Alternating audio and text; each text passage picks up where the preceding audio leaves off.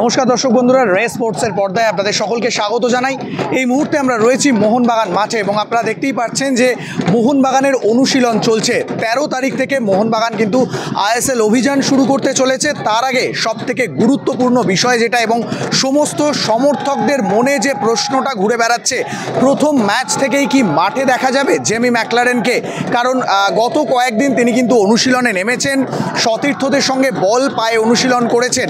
আজকে আমরা যেটা দেখতে পাচ্ছি, তিনি কিন্তু মূলত রিহ্যাব করছেন ফিজিওর তত্ত্বাবধানে এবং তিনি কিন্তু বেশ অনেকটা ঘাম ঝরানোর চেষ্টা করছেন, সময় কাটাচ্ছেন অনুশীলনে।